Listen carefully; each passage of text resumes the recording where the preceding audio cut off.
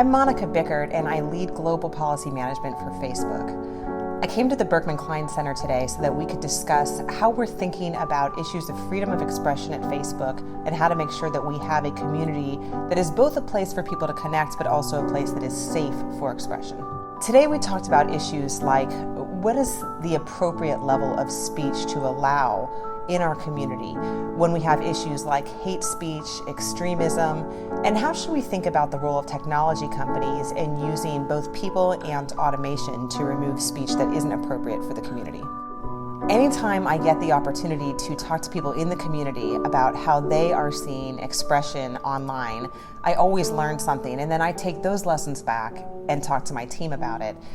The Berkman Klein Center has a history of being really thoughtful when it comes to thinking about online speech.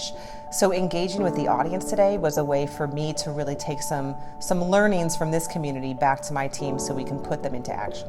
We talked a lot about how to think about hate speech and the idea that sometimes more speech might be better. Sometimes people need to be able to have a conversation about whether or not an entire population appears to be racist.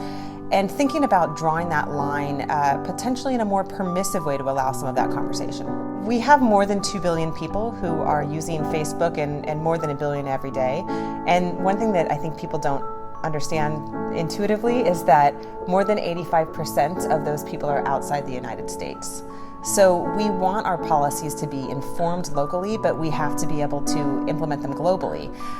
We do that through getting feedback from global groups like our Global Safety Network or our Safety Advisory Board, but then we also try to engage the global community in localized positive speech efforts. And so, for instance, we fund local NGOs and civil society groups as they're trying to use social media for good. These issues of where to draw the line for speech on social media, they really affect everybody today.